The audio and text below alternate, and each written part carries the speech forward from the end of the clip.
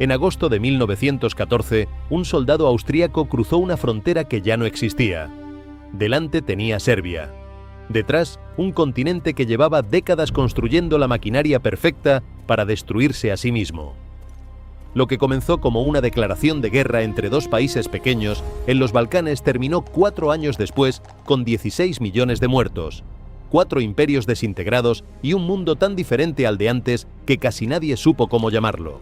Esta es la historia de cómo Europa decidió destruirse a sí misma, por qué lo hizo y qué quedó después.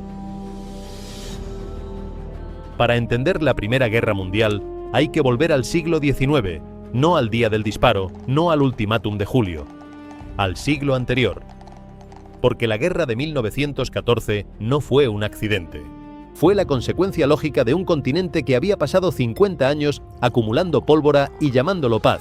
Desde la derrota de Napoleón en 1815, Europa vivió bajo el llamado concierto europeo, un sistema de equilibrio entre grandes potencias que evitó guerras totales durante casi un siglo.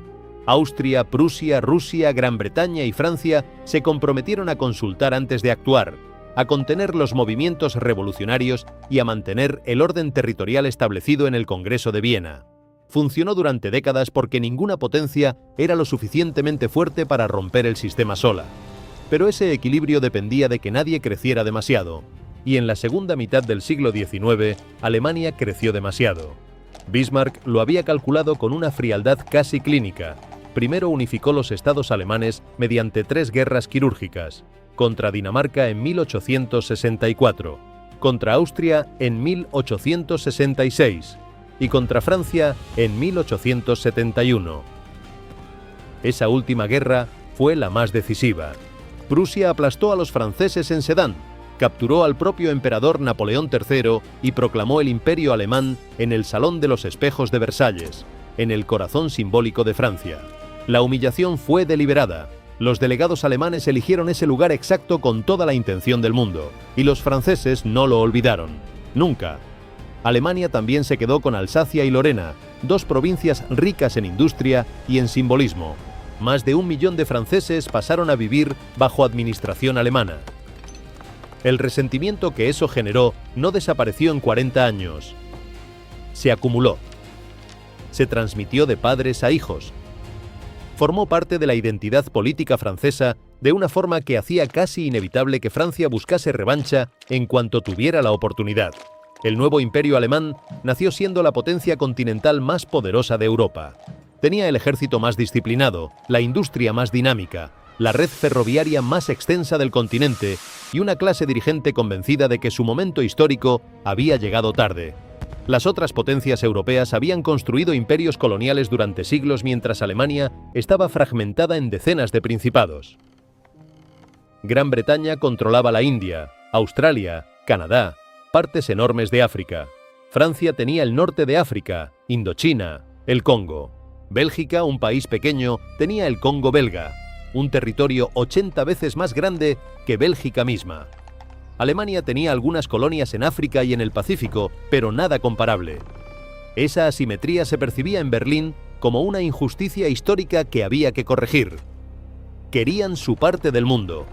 La competencia imperial no era solo económica, era una cuestión de prestigio, de identidad nacional, de lo que cada país creía merecer en función de su tamaño, su población y su poder.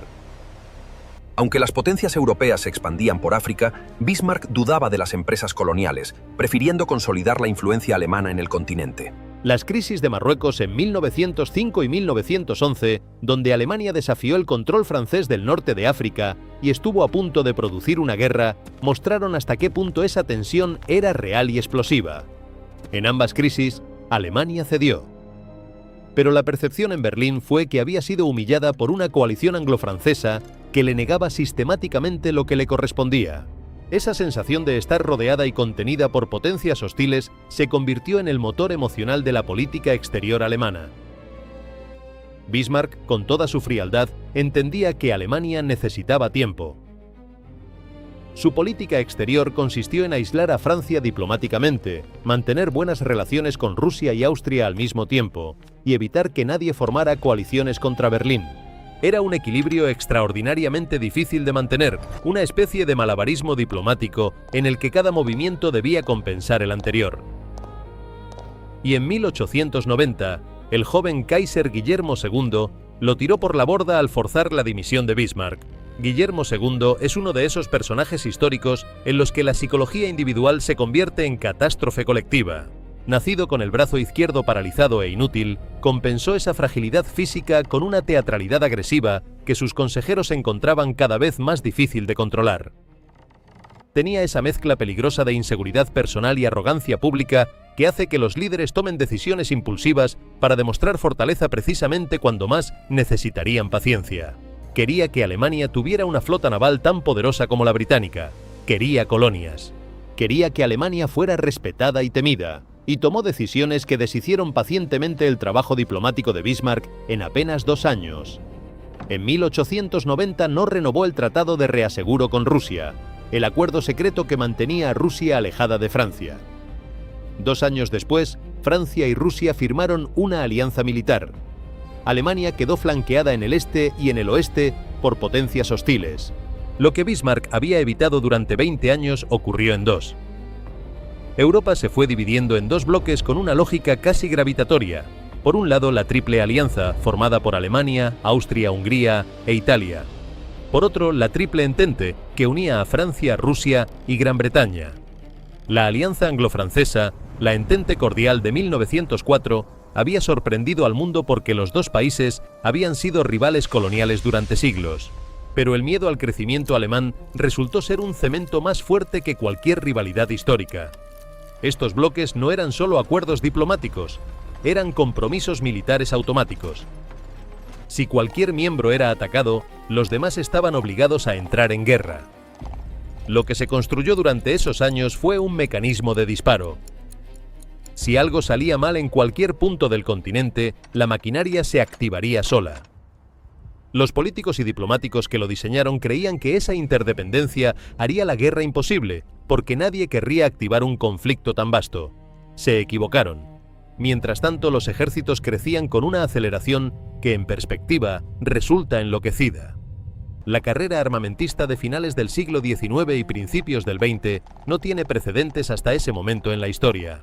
Alemania tenía en 1914 un ejército regular de aproximadamente 800.000 hombres que podía expandirse mediante la reserva hasta 4 millones en pocas semanas gracias a la conscripción obligatoria. Francia hacía lo mismo.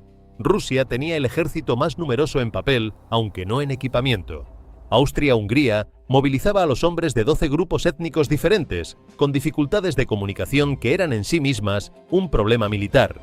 Gran Bretaña respondió al crecimiento de la flota alemana acelerando la construcción de acorazados. El HMS Dreadnought, votado en 1906, hizo obsoleta de golpe a toda la flota naval existente en el mundo. Era más rápido, más armado y más protegido que cualquier barco anterior. Construirlo costó equivalente a varios años del presupuesto naval de un país mediano. Alemania construyó los suyos. Gran Bretaña construyó más.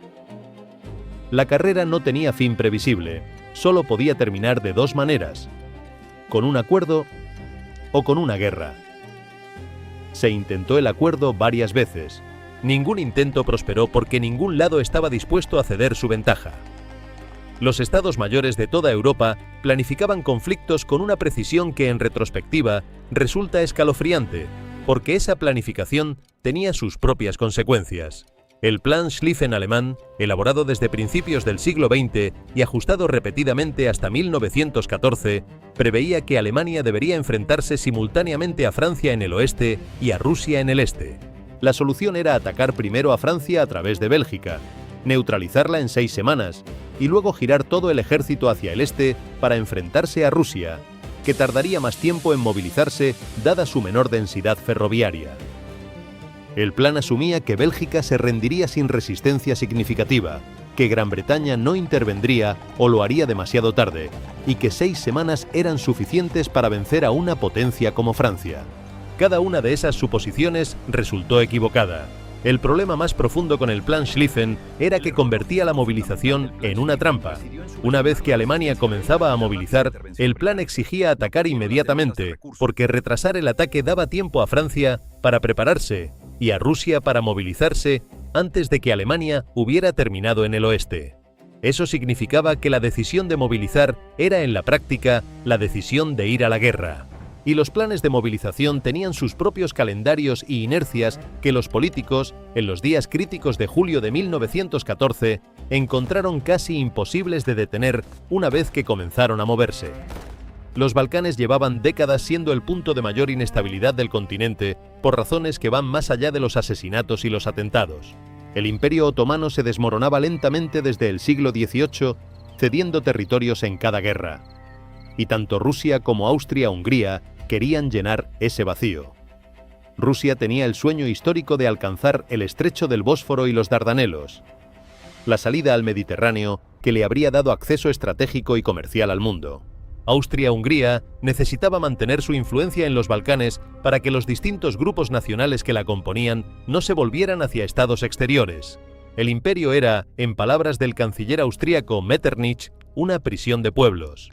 14 millones de austroalemanes y húngaros gobernaban a otros 34 millones de checos, eslovacos, polacos, eslovenos, croatas, serbios, rumanos, italianos y otros grupos que tenían sus propias aspiraciones. Serbia había salido reforzada de las guerras balcánicas de 1912 y 1913, en las que la Liga Balcánica primero expulsó al Imperio Otomano de casi toda Europa y luego los vencedores se pelearon entre sí por el reparto. Serbia duplicó su territorio y su población, y aspiraba a convertirse en el núcleo de un gran estado eslavo del sur que unificara a los eslavos dispersos por los Balcanes, incluyendo a los que vivían dentro del Imperio Austrohúngaro. Eso era exactamente lo que Viena no podía tolerar. Cada vez que Serbia crecía, Austria-Hungría se sentía más cerca del desmembramiento. El 28 de junio de 1914 era el aniversario de la batalla de Kosovo de 1389, la fecha más sagrada del calendario nacional serbio, el día en que Serbia recordaba su derrota ante los otomanos y sus siglos de resistencia. Elegir ese día para que el heredero del trono austrohúngaro visitara Sarajevo fue una decisión políticamente obtusa que rozaba la provocación deliberada. El recorrido oficial estaba publicado en los periódicos locales. La seguridad era mínima. Gavrilo Princip, un joven bosnio de 19 años con tuberculosis, que lo haría morir en prisión antes de que terminara la guerra, estaba entre la multitud con una pistola FN modelo 1910. El primer ataque ese día falló. Una bomba lanzada por otro conspirador contra el coche del archiduque rebotó en la capota y explotó bajo el vehículo siguiente, hiriendo a varios miembros de la escolta. Francisco Fernando llegó al ayuntamiento furioso, pronunció un discurso de cortesía y decidió visitar a los heridos en el hospital. Al volver al centro, el conductor no conocía bien la ruta y se equivocó de calle. Se detuvo a corregir el rumbo justo delante de donde Príncipe estaba parado, habiendo abandonado ya la conspiración por creerla fracasada. La distancia era de menos de 2 metros. Disparó 2 veces. Francisco Fernando y su esposa Sofía murieron en minutos. El atentado fue el detonador, no la causa. Los historiadores llevan un siglo debatiendo si la guerra habría llegado de todas formas sin ese disparo, y la respuesta honesta es que probablemente sí, aunque quizás no en ese momento ni con esa forma. Lo que el asesinato hizo fue darle a Austria-Hungría el pretexto que buscaba para ajustar cuentas con Serbia de forma definitiva.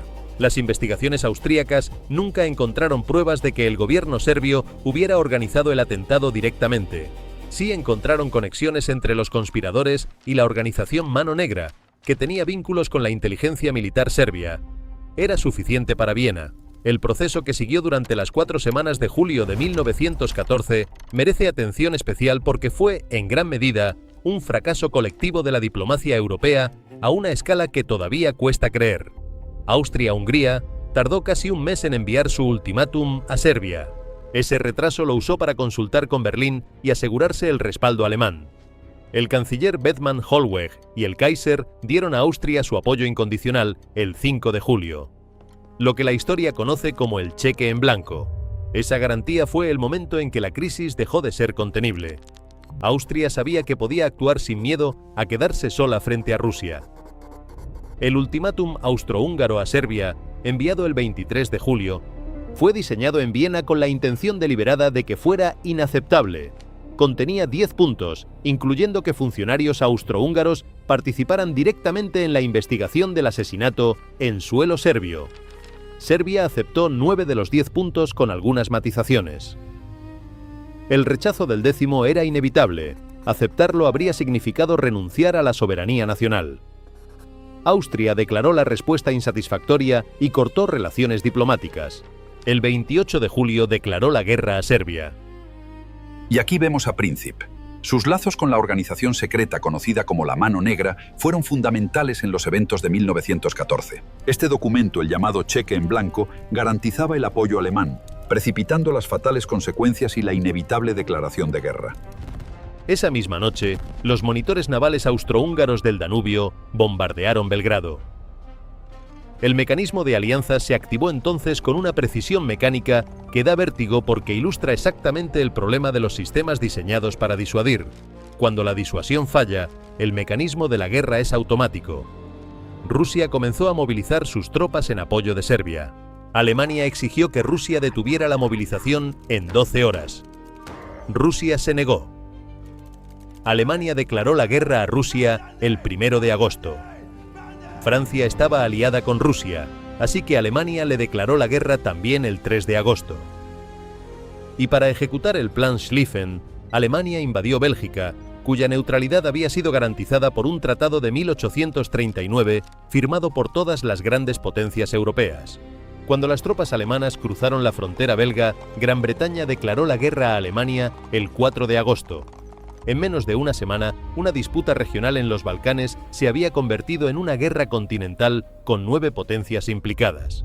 La opinión personal que me parece importante señalar aquí es esta. Ningún gobierno europeo quería realmente una guerra de 4 años con 20 millones de bajas. Ninguno.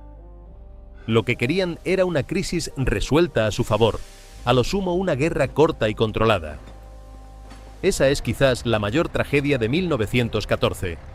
La catástrofe fue producida no por monstruos que quisieran destruir el mundo, sino por hombres ordinarios, bastante mediocres en general, atrapados en sistemas de compromisos y calendarios militares que les habían quitado el control mucho antes de que se dieran cuenta.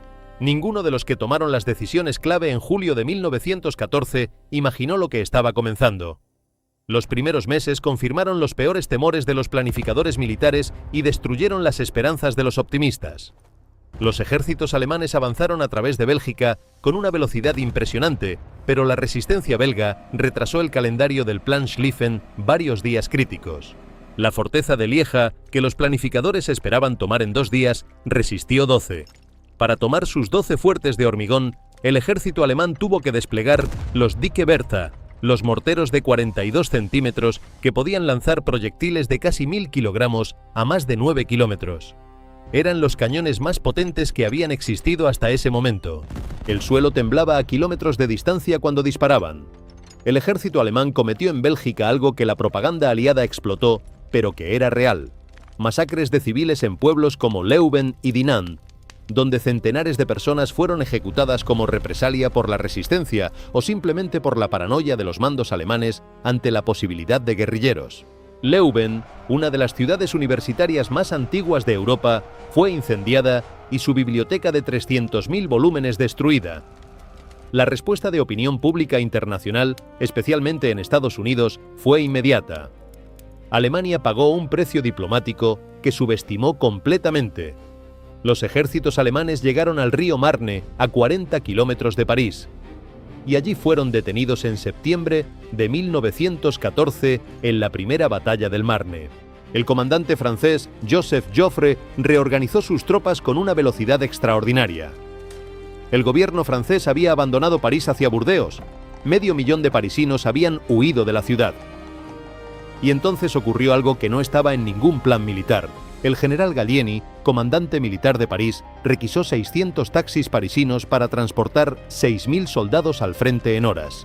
El gesto fue tan extraordinario que todavía se recuerda como los taxis del Marne, aunque su impacto militar real fue modesto comparado con el de las operaciones regulares.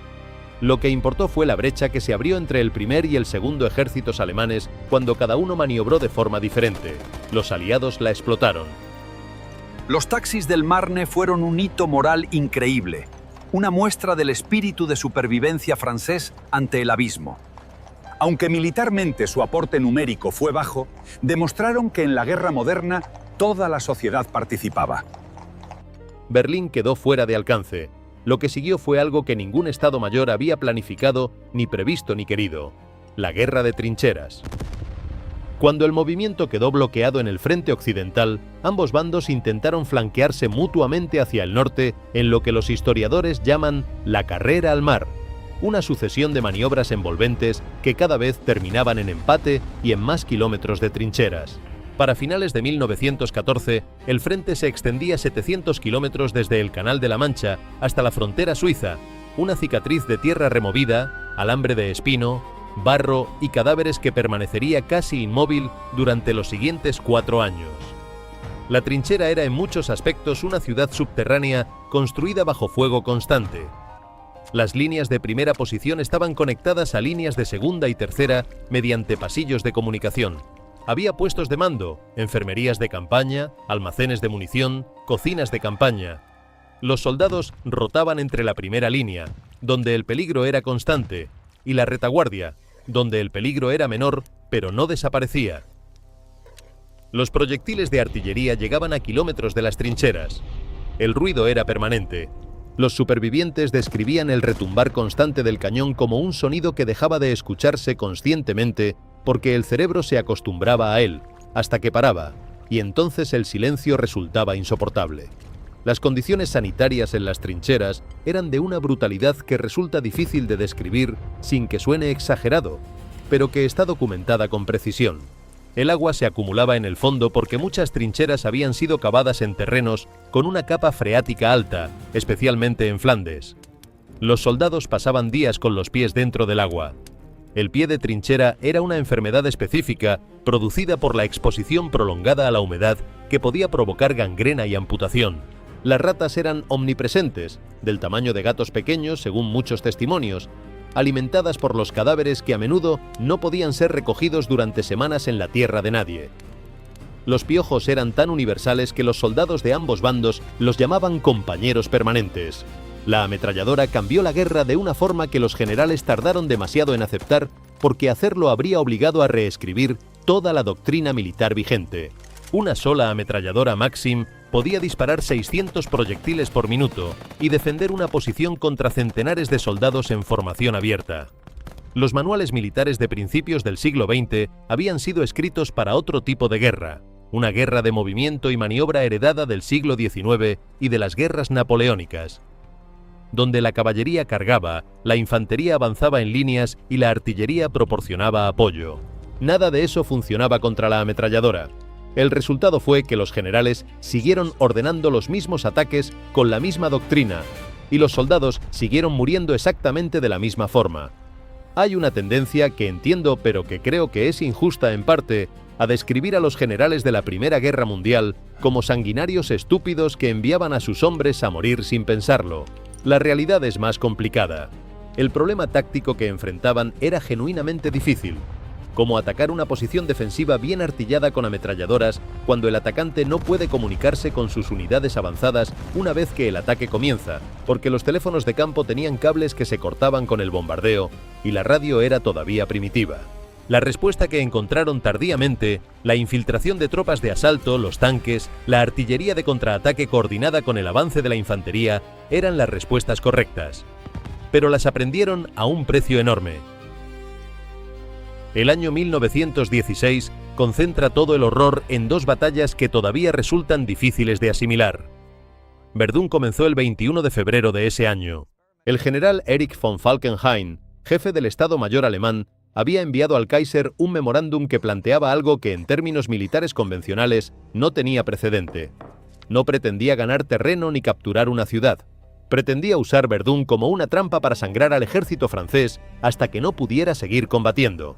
Calculó que los franceses no podían permitirse perder Verdún por razones simbólicas e históricas, que la ciudad había resistido a los alemanes en 1871 y que rendirla sería políticamente insostenible en París. Así que la defenderían hasta el último hombre. Y Alemania los mataría a todos. Los franceses respondieron exactamente como Falkenhayn había predicho. Rotaron prácticamente a todo el ejército francés por Verdún en algún momento de la batalla. El único camino de suministro en una carretera secundaria que los soldados llamaron la Vía Sagrada vio circular un camión cada 14 segundos durante meses. Pero Alemania también perdió cientos de miles de hombres en el proceso porque la lógica de la trampa era simétrica. Francia no podía rendirse y tampoco podía dejar de contraatacar, pero Alemania tampoco podía retirarse sin dar por fracasada la operación. La batalla duró hasta diciembre de 1916. Entre los dos bandos murieron o resultaron heridos entre 600.000 y 700.000 hombres. El frente se movió apenas 8 kilómetros en total. El Somme comenzó el 1 de julio de 1916 como una ofensiva aliada diseñada en parte para aliviar la presión sobre Verdún. El plan consistía en una semana de bombardeo masivo de las posiciones alemanas seguida de un avance de la infantería. 7 días, 1.500 piezas de artillería, 1,5 millones de proyectiles. Los mandos aliados, el general Douglas Haig al frente, estaban convencidos de que después de eso no quedaría nadie vivo al otro lado. Los soldados alemanes habían esperado el bombardeo en búnkeres excavados a 12 o 15 metros de profundidad bajo la superficie, bien provistos de alimentos, agua y munición. El hormigón aguantó. Cuando paró el fuego, subieron a sus posiciones en segundos y abrieron fuego sobre la infantería británica que avanzaba caminando en formación a través de la tierra de nadie, tal como les habían ordenado, porque los mandos esperaban encontrar posiciones alemanas vacías. Ese primer día de julio murieron o resultaron heridos 57.470 soldados británicos. En un día, es el número más brutal de la historia militar británica y sigue siéndolo. El Somme continuó hasta noviembre, en total más de 1 millón de bajas entre los dos bandos. El frente avanzó en su punto máximo unos 16 kilómetros. Fue en el Somme donde los tanques aparecieron por primera vez en la historia militar, el 15 de septiembre de 1916, cuando 49 tanques Mark I británicos participaron en la batalla. La mayoría se averió o quedó atascada en el barro. Los que llegaron a las líneas alemanas causaron un terror genuino en los soldados que nunca habían visto nada semejante. Monstruos de acero que avanzaban lentamente sobre el alambre y los obstáculos. Pero Haig no tenía suficientes para explotar la ventaja táctica, y el momento pasó. En el frente oriental la guerra tuvo un carácter diferente, más fluido, con más movimiento, sin el bloqueo permanente del frente occidental, pero igualmente devastador. Rusia movilizó al ejército más grande de la guerra, en torno a 12 millones de hombres a lo largo del conflicto, de una población de 170 millones. Tenía extensión territorial suficiente para absorber derrotas que habrían destruido a cualquier otro país. Pero tenía problemas estructurales que la cúpula militar y política conocía y no sabía cómo resolver. El sistema ferroviario ruso era escandalosamente insuficiente para un país de ese tamaño. Había una fracción de los kilómetros de vía por kilómetro cuadrado de territorio que tenían Alemania o Francia. El abastecimiento era caótico. La industria de armamento no podía cubrir las necesidades del ejército. En algunos momentos, las divisiones rusas enviadas al frente no tenían suficientes fusiles para todos los soldados. Se esperaba que los hombres que llegaban sin armas recogieran las de los caídos. En Tannenberg, en agosto de 1914, el general Hindenburg y su jefe de Estado Mayor, Ludendorff, rodearon y destruyeron el segundo ejército ruso en una de las maniobras de envolvimiento más perfectas de la historia militar. La inteligencia alemana había interceptado las comunicaciones de radio rusas que se enviaban sin cifrar porque el ejército ruso no tenía capacidad suficiente de codificación para todos sus mensajes. Sabían exactamente dónde estaba cada unidad rusa y qué se proponía hacer. El resultado fue una trampa perfecta: 150.000 prisioneros. El comandante ruso Samsonov se suicidó en el bosque antes de que lo capturaran, incapaz de enfrentar el alcance del desastre. La batalla de los lagos Masurianos, el mes siguiente, completó la derrota del primer ejército ruso en el norte, pero Rusia era demasiado grande para sucumbir a esas derrotas. Siguió combatiendo. En el sur, contra Austria-Hungría, Rusia obtuvo sus mejores resultados. La ofensiva Brusilov, de junio a septiembre de 1916, es considerada por muchos historiadores militares como la operación táctica mejor concebida y ejecutada de toda la Primera Guerra Mundial. El general Alexei Brusilov rechazó el plan convencional de concentrar todo el esfuerzo en un único punto de ruptura. Eso era lo que los austríacos esperaban. Concentrarían sus reservas frente al punto de ataque y resistirían. Brusilov atacó simultáneamente en 4 puntos diferentes a lo largo de 400 kilómetros de frente. Austria no sabía a dónde enviar sus reservas porque el frente colapsaba en todas partes a la vez. El avance ruso en algunas zonas superó los 100 kilómetros. Más de 1,5 millones de soldados austrohúngaros cayeron prisioneros, murieron o resultaron heridos. Rumania, que había esperado para ver quién ganaba, entró en la guerra del lado aliado. Fue el mayor éxito ruso de toda la guerra y agotó a Austria-Hungría de forma que nunca se recuperó. Pero también costó a Rusia más de 1 millón de bajas y el país estaba llegando a su límite de aguante humano y logístico. En el mar, la guerra tuvo su propia lógica implacable. Gran Bretaña impuso un bloqueo naval a Alemania desde el primer día, cerrando el acceso alemán a materias primas y alimentos a través del Mar del Norte. El bloqueo fue legalmente cuestionable según el derecho internacional de la época, ya que incluía materiales que no eran estrictamente militares. Pero fue devastadoramente efectivo. A mediados de la guerra, la ración calórica de un civil alemán había caído a menos de la mitad de lo necesario para una dieta normal. El invierno de los nabos de 1916 y 1917 fue particularmente brutal. La cosecha de patatas falló por completo y el alimento básico de la población civil pasó a ser el nabo, que normalmente se usaba para alimentar el ganado. Se calcula que el hambre y las enfermedades asociadas al bloqueo causaron entre 400.000 y 700.000 muertes civiles en Alemania durante la guerra. Es un aspecto que los libros de historia suelen mencionar de pasada, pero que tuvo consecuencias políticas internas enormes. Una población hambrienta es una población que empieza a preguntarse ¿para qué está combatiendo? Alemania respondió al bloqueo con la guerra submarina. Sus U-boats atacaron el tráfico marítimo hacia Gran Bretaña sin discriminar entre barcos militares y civiles. La lógica era brutal, pero coherente desde el punto de vista alemán. Si Gran Bretaña podía bloquear a Alemania, Alemania podía bloquear a Gran Bretaña, que dependía de sus importaciones marítimas para alimentar a su población y abastecer a su ejército. En mayo de 1915, el U-20 hundió el Lusitania, un transatlántico que hacía la ruta entre Nueva York y Liverpool, con 1.198 civiles a bordo, incluyendo 128 ciudadanos estadounidenses. El escándalo fue tan grande que Alemania suspendió temporalmente la guerra submarina sin restricciones bajo presión diplomática americana. Pero en febrero de 1917 la retomó, apostando a que si podía hundir suficiente tonelaje aliado antes de que Estados Unidos pudiera intervenir militarmente, ganaría la guerra antes de que importara. Fue una apuesta que no salió bien. La única gran batalla naval de la guerra, la batalla de Jutlandia en mayo de 1916, fue el encuentro más grande de acorazados de la historia. 250 barcos de ambos bandos, más de 100.000 marineros. El resultado fue decepcionante para ambos lados.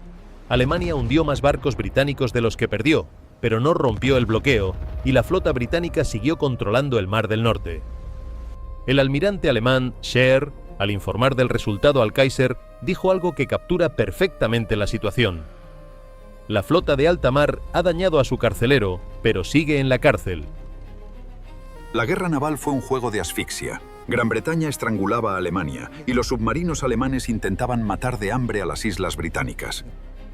En los territorios del Imperio Otomano, la guerra tuvo dimensiones que van más allá del conflicto militar convencional. El imperio, debilitado por décadas de declive y por las guerras balcánicas, había entrado en la guerra del lado alemán en octubre de 1914, seducido por las promesas alemanas de restaurar su grandeza y movido por el temor a lo que Rusia haría si ganaba. Abrió así 3 frentes nuevos: el Cáucaso contra Rusia, Mesopotamia y Palestina contra Gran Bretaña, y el Canal de Suez contra los británicos en Egipto. En 1915, mientras la atención del mundo estaba puesta en Galípoli, el gobierno turco de los jóvenes turcos ordenó la deportación de toda la población armenia de Anatolia, acusada colectivamente de colaborar con Rusia. Los armenios eran una minoría cristiana que llevaba siglos en la región. Lo que siguió fue el asesinato sistemático durante marchas forzadas al desierto sirio de entre 600.000 y 1,5 millones de personas. Las caravanas de deportados morían de hambre, sed, frío y violencia directa. La mayoría de los historiadores lo califica sin ambigüedad como el primer genocidio del siglo XX. Turquía lo sigue negando oficialmente. Es una de las cuestiones históricas en la que la evidencia documental es abrumadora y el debate político sigue bloqueando el reconocimiento oficial en muchos países. La campaña de Galípoli fue uno de los fracasos militares más dramáticos de la guerra y uno de los más cargados de consecuencias.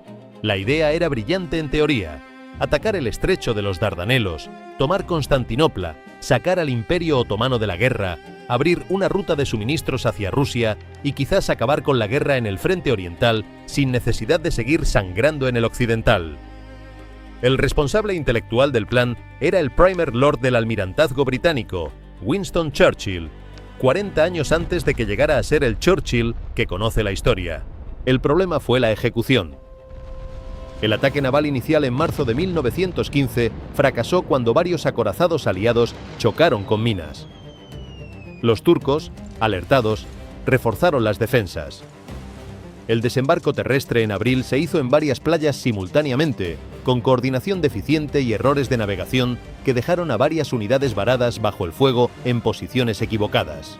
Las tropas australianas y neozelandesas, los Anzac, desembarcaron en una playa equivocada dominada por acantilados escarpados en lugar de la playa abierta que aparecía en los mapas. Treparon bajo el fuego. El comandante turco en ese sector era Mustafa Kemal, el hombre que 2 décadas después fundaría la República de Turquía. Su famosa orden de ese día fue: «No os ordeno atacar, os ordeno morir. Teniendo tiempo vendrán otras unidades». Los aliados nunca consiguieron salir de la playa en ese sector. Después de 8 meses, más de 200.000 bajas aliadas y la misma cifra turca aproximadamente, la campaña fue evacuada en enero de 1916. Churchill tuvo que renunciar. Para la sociedad australiana y neozelandesa, Galípoli fue algo diferente a un fracaso militar.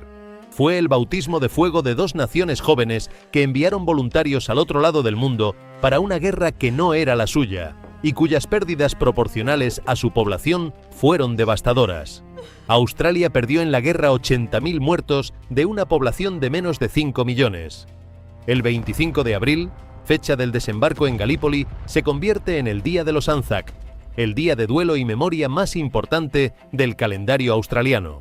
Es lo que el 4 de julio es para los americanos o el 14 de julio para los franceses, con la diferencia de que no celebra una victoria, sino una derrota que forjó una identidad. En Oriente Medio, la Gran Bretaña, de 1916 y 1917, coordinó varias campañas militares con una dimensión diplomática que sembraría conflictos durante el resto del siglo. El general Allenby tomó Jerusalén en diciembre de 1917, la primera vez que la ciudad caía en manos cristianas desde las cruzadas. T.E. Lawrence, el famoso Lawrence de Arabia, coordinó la rebelión árabe contra los turcos, prometiendo a los líderes árabes un estado independiente en la región. Simultáneamente, la Declaración Balfour de noviembre de 1917 prometía a la comunidad judía un hogar nacional en Palestina. Los 2 compromisos eran incompatibles entre sí y ambos incumplibles en los términos prometidos.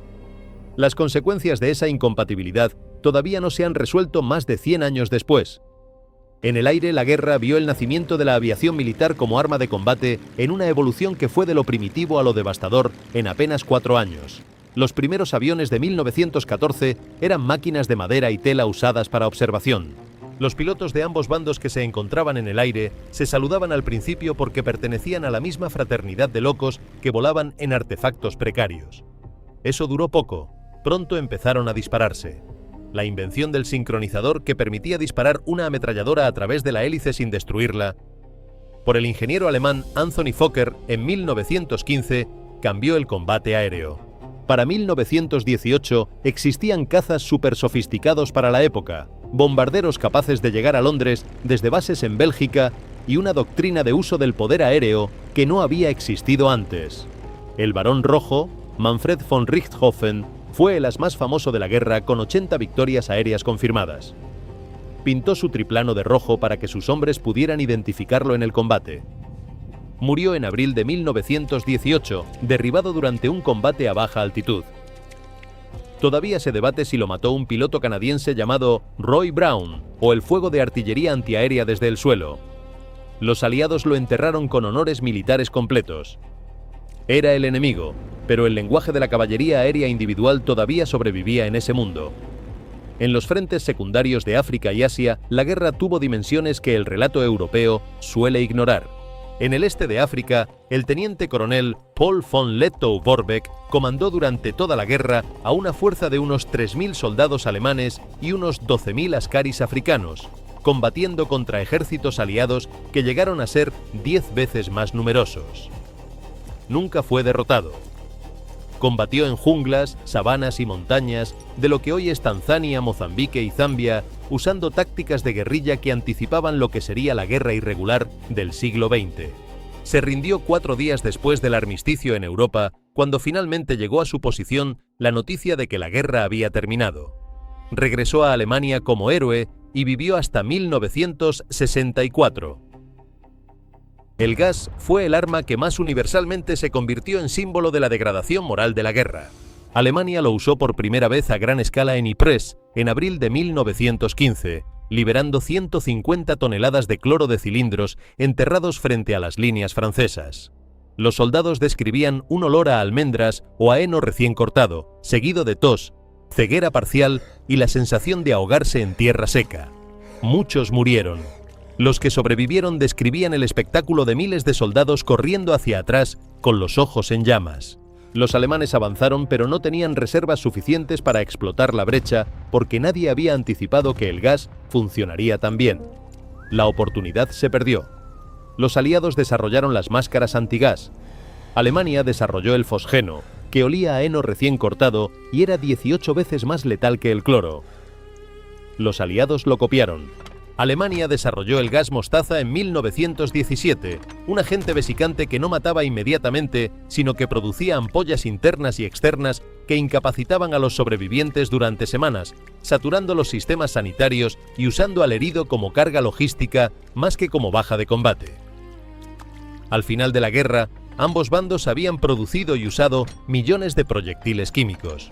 El gas causó aproximadamente 1 millón de bajas, la gran mayoría heridos permanentes más que muertos. El gas venenoso no rompió el estancamiento de las trincheras, pero añadió un nivel de terror psicológico nunca antes visto en la historia humana. Sobrevivir a un ataque de gas no garantizaba la vida. Cientos de miles quedaron con los pulmones y la vista destrozados para siempre. 1917 fue el año que cambió la ecuación de la guerra en 2 sentidos opuestos. En el este, Rusia se derrumbó. En el oeste, Estados Unidos entró en la guerra. El zar Nicolás II era un hombre decente y completamente inadecuado para lo que le tocó gobernar. Sus contemporáneos lo describían como encantador en privado, testarudo en las decisiones y dotado de una capacidad casi sobrenatural para subestimar la gravedad de cualquier crisis. Había asumido el mando personal del ejército en el frente en 1915, lo cual significaba que cada derrota militar se convertía en una derrota personal del zar. Mientras tanto, en Petrogrado, la zarina Alexandra permitía que Rasputín, el monje de origen siberiano cuya influencia sobre la familia imperial era incomprensible para casi todo el mundo, interfiriera en decisiones de gobierno. El escándalo político era constante. Las élites rusas, desde los nobles hasta los altos militares, habían perdido la confianza en la monarquía mucho antes de que el pueblo la perdiera. En febrero de 1917, protestas por la escasez de pan en Petrogrado se convirtieron en huelgas generales. Las huelgas se convirtieron en una revuelta. Cuando el zar ordenó al ejército dispersar a los manifestantes, los soldados se negaron y en muchos casos se unieron a ellos. El zar abdicó el 2 de marzo. La monarquía Románov, 304 años de gobierno dinástico, se acabó en una semana. El gobierno provisional que lo sustituyó, compuesto por liberales y socialistas moderados, cometió el error fundamental de seguir combatiendo. Consideraban que abandonar a los aliados en ese momento sería una traición, y que la guerra podía regenerar la moral nacional. Era exactamente lo contrario de lo que querían los soldados rusos, que llevaban 3 años muriendo por un zar que ya no existía.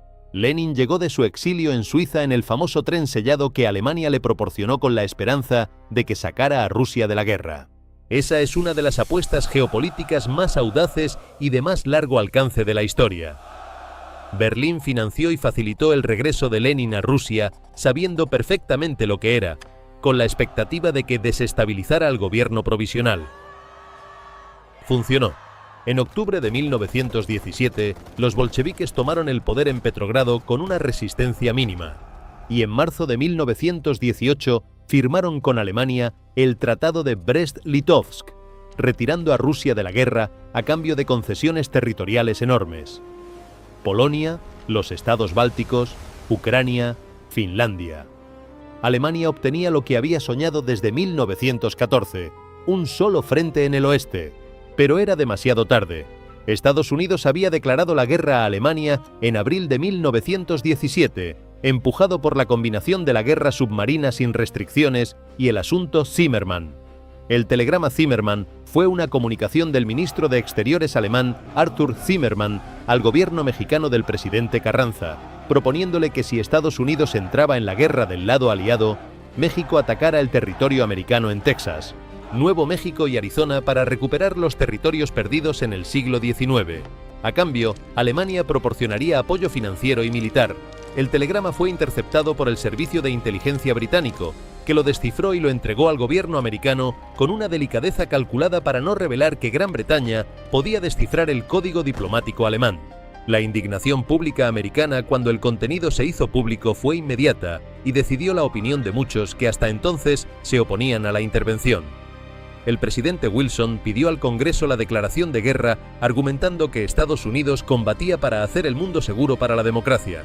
Era también, aunque no lo dijera con esa crudeza, que Washington no podía permitir que Alemania dominara Europa y controlara el Atlántico, poniendo en riesgo los intereses comerciales y estratégicos americanos. Los bancos americanos habían prestado miles de millones de dólares a Gran Bretaña y Francia. Si los aliados perdían, esas deudas eran incobrables.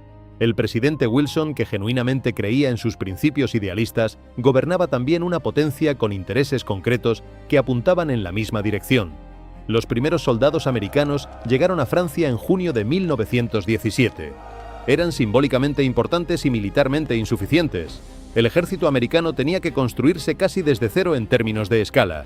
En 1916 tenía 120.000 soldados regulares. Para 1918 había entrenado y enviado a Europa más de 2 millones.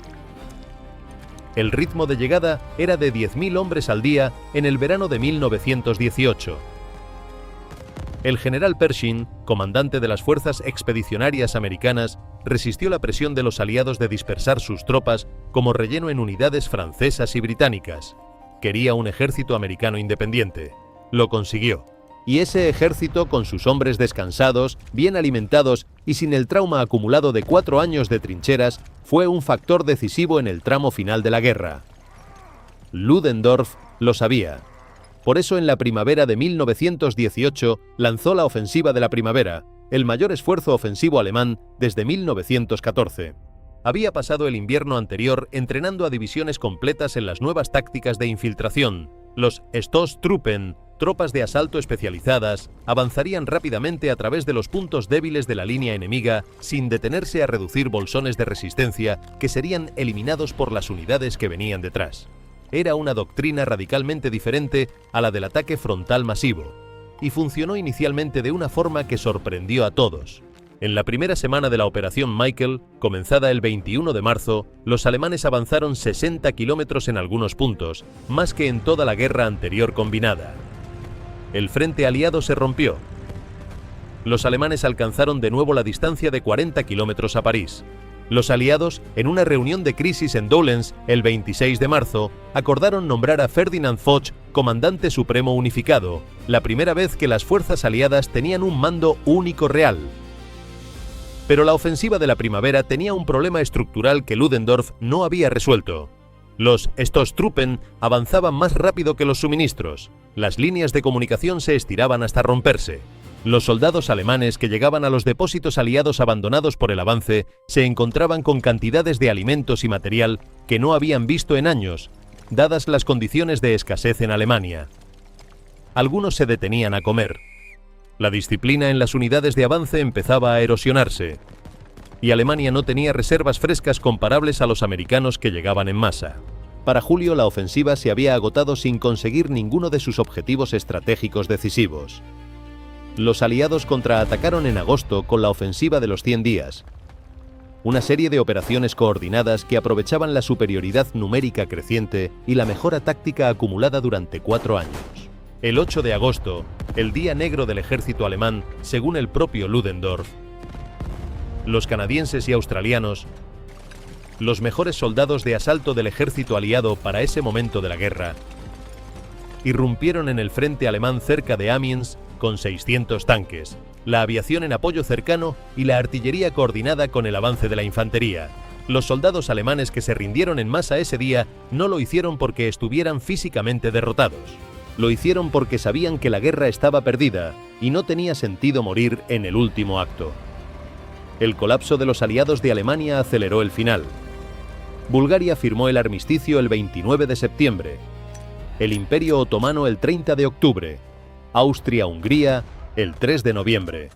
Con el frente sur desnudo, Alemania quedaba expuesta desde múltiples direcciones simultáneamente, y el interior del país ya era ingobernable. La Revolución Alemana de noviembre de 1918 fue espontánea, desordenada y de consecuencias extraordinariamente importantes para el futuro. Los marineros de Kiel se negaron a salir en misión suicida. Los consejos de soldados y obreros surgieron en Hamburgo, en Múnich, en Colonia. En Berlín, el canciller socialdemócrata Ebert negoció la situación con una mezcla de miedo a la revolución comunista y pragmatismo político que definió la naturaleza de la República de Weimar desde su nacimiento. Una república proclamada de forma apresurada, por accidente, mientras los líderes militares convencían al Kaiser de que debía abdicar para que el ejército pudiera mantener el orden. El 9 de noviembre, mientras Guillermo II abdicaba, Karl Liebknecht proclamaba la República Socialista desde un balcón del Palacio de Berlín, y el socialdemócrata Scheidemann proclamaba la República Democrática desde otro balcón del Reichstag, a medio kilómetro de distancia. Dos Alemanias reclamando el poder el mismo día. El armisticio entró en vigor el 11 de noviembre de 1918 a las 11 de la mañana exactamente. El horario fue elegido por su valor simbólico. La 11ª hora del 11º día del 11º mes. En ese momento exacto, soldados que habían estado disparándose minutos antes se quedaron en silencio a ambos lados de la trinchera. Los relatos de supervivientes describen ese silencio como una de las experiencias más extrañas de sus vidas. 4 años de estruendo constante, de bombas y artillería y fusiles, y de repente, nada. Algunos lloraron. Muchos no supieron qué hacer. Habían pasado 4 años en un mundo donde el único objetivo era sobrevivir al día siguiente. Ese mundo había terminado y no sabían cómo vivir en otro. Un detalle que la historia oficial suele olvidar.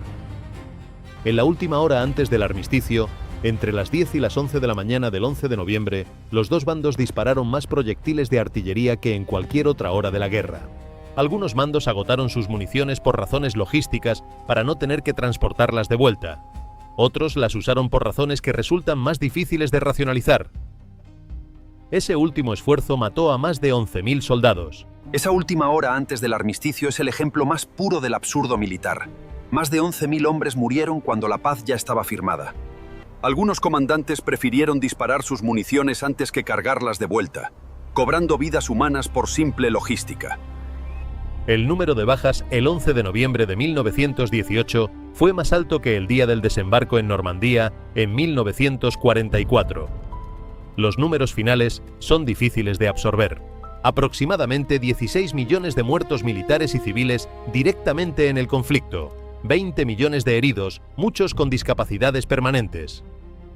Francia perdió el 16% de su población masculina. Serbia proporcionalmente fue el país más devastado. Perdió en torno al 16% de su población total, militares y civiles combinados.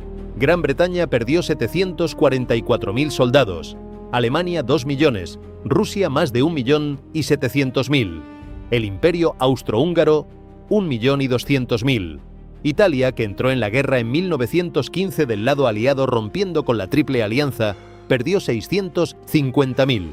Los Estados Unidos, que solo combatieron en el último año y medio, perdieron 116.000. Más de la mitad de ellos por la gripe española.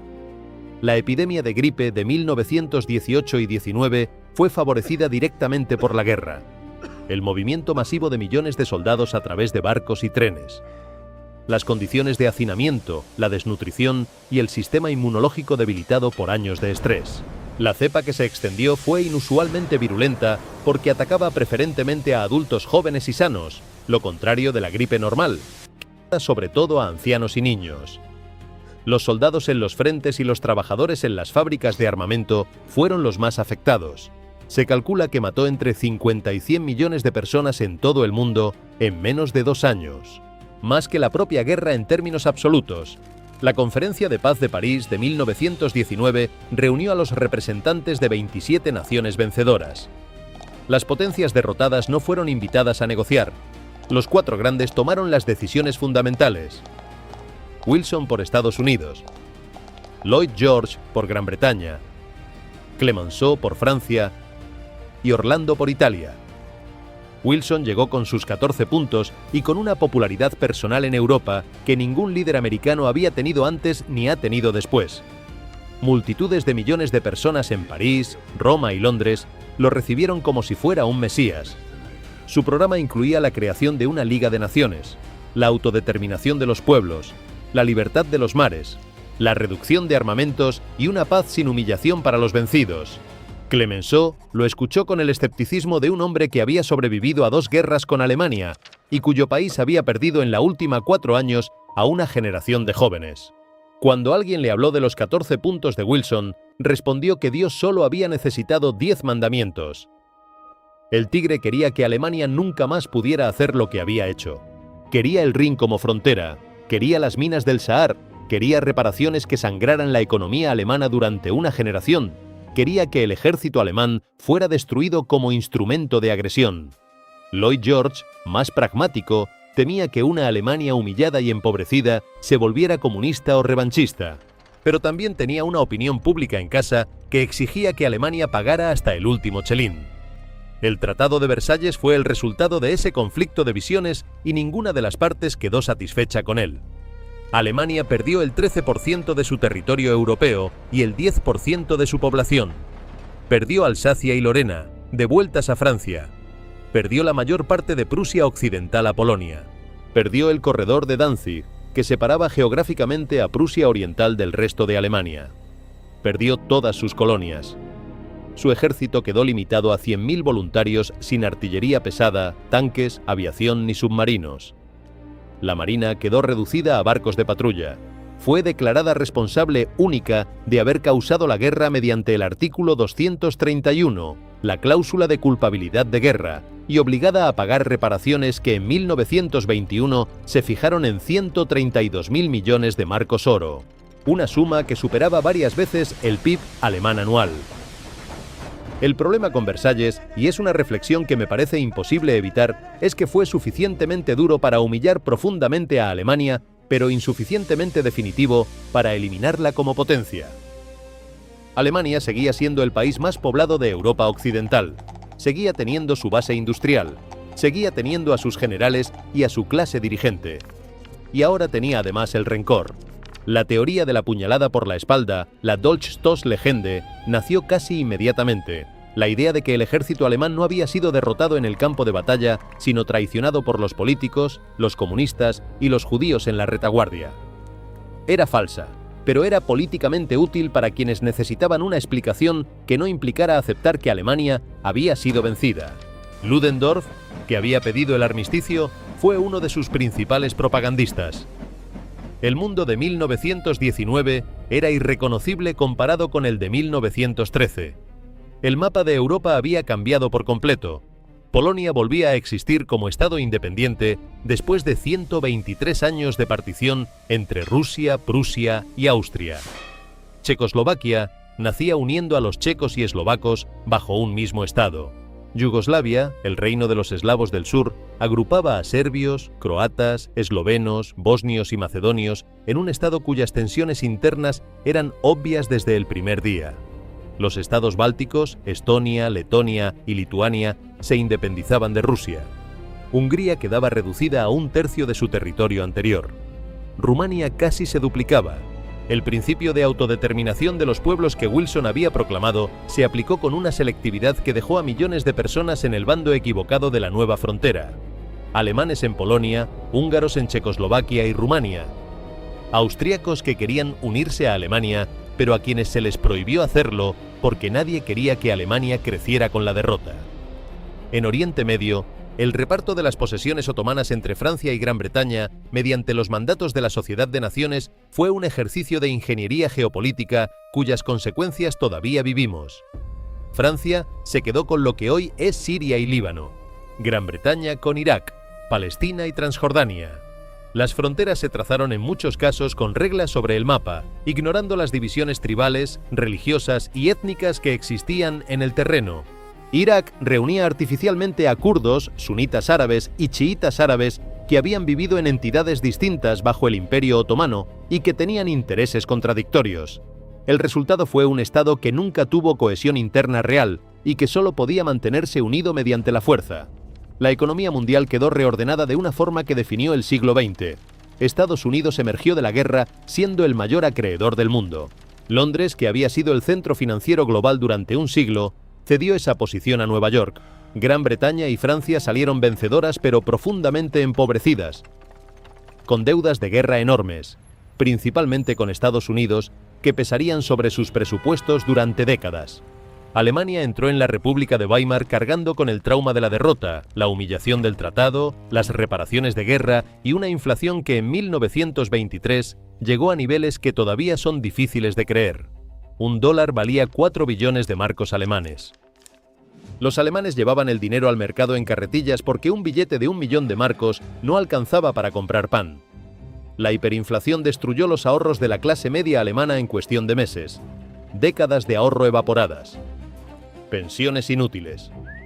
Esa destrucción de la clase media alemana es uno de los factores cruciales para entender lo que ocurrió después, porque la clase media empobrecida y resentida fue el caldo de cultivo principal del partido.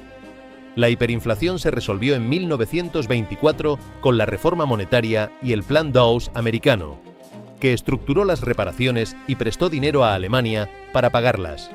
Alemania tuvo unos años de relativa estabilidad entre 1924 y 1929. Luego llegó la Gran Depresión. Las consecuencias sociales y culturales de la guerra fueron tan profundas como las políticas. Las mujeres que habían trabajado en fábricas de munición, como conductoras de tranvía, como enfermeras y auxiliares militares durante 4 años, regresaron a un mundo que no podía ignorar lo que habían demostrado. El movimiento sufragista, que antes de la guerra era tratado como una molestia exótica por la mayoría de los gobiernos, consiguió el voto en Gran Bretaña en 1918, en Alemania ese mismo año, en los países escandinavos y en muchos otros. En Francia, sorprendentemente, las mujeres no votaron hasta 1944. El conservadurismo de la Tercera República Francesa resistió durante décadas lo que la guerra había hecho evidente. La autoridad de las élites aristocráticas y militares que habían conducido a Europa a la catástrofe quedó dañada de forma permanente. No desapareció de inmediato, pero perdió la legitimidad incuestionable que había tenido. Los partidos socialistas y laboristas crecieron en toda Europa. El Partido Laborista Británico superó al liberal como segunda fuerza política. En Francia, los partidos de izquierda se convirtieron en protagonistas permanentes.